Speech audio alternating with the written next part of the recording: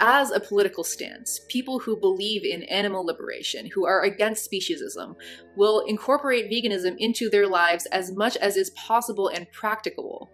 This will look different for everyone based on a variety of factors, socioeconomic factors. What Mexie says here is that your commitment to abolish factory farming, your commitment to refuse to eat meat, dairy, and eggs, your refusal to wear leather, your moral commitment should be allowed to vary, should be allowed to vacillate with your socioeconomic circumstances.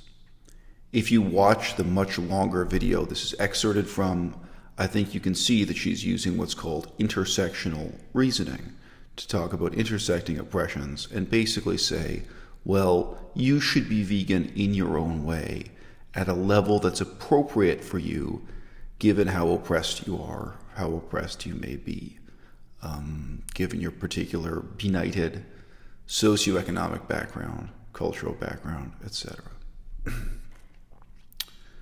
When my grandmother went to college, anti-Semitism was very, very real, and all over the world, Jews really were an oppressed minority. They may have been less oppressed in Canada than they were in Europe, but still there was a very real oppression. Do you think that my grandmother wanted to write math tests and chemistry tests that were easier for her because she was oppressed?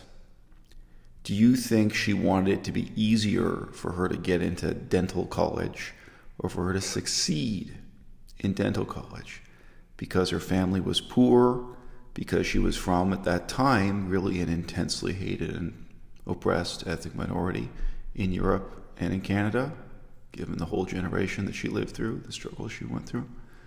Do you think it would have helped her? Do you think it would have helped Canadian society as a whole to have two different standards for what it is to succeed on a math test, separate but unequal, one for an oppressed minority group and one for everyone else? I had a conversation with a guy today about education for our Indigenous people in Canada, Cree, Ojibwe, Mohawk, Dene. Some people call them American Indians, Native Americans.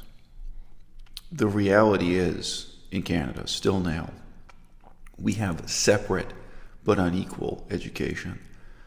Our First Nations people, our Native people, almost without exception, have a much lower quality of education, a much worse quality of education than Canadians. They have a worse quality of education than new immigrants and refugees and even people who are just living as temporary visitors in Canada who live in the cities and are part of the mainstream white Western settler education. Do you think it would help our genuinely oppressed Native people to hold them to a lower standard and to say, oh, well, this math test is good enough for you. This chemistry test is good enough for you. This line here is good enough for you to live up to? I think you'd find that extremely disturbing, extremely dehumanizing. But we're just talking about math. We're just talking about chemistry. How much worse would it be if you were to say morality, ethics, that these standards should be lowered for you because of your socioeconomic background, because of your cultural oppression? To say to my own grandmother even, oh, well, who could expect anything better from you? You're just a blank from blank. Who would expect you to live up to a higher standard? Who would expect you to be judged or measured by the same ruler? My grandmother, all that she wanted all her life was to be judged by the same measure as everyone else. She wasn't a profound woman. I mean, politically, had nothing in common with her and no sympathy for her and what she did with her life. It mattered a lot to her that for her as a Jew, she had a chance to join a tennis club and a golf club, things I find meaningless, because she really was old enough to remember when whites only,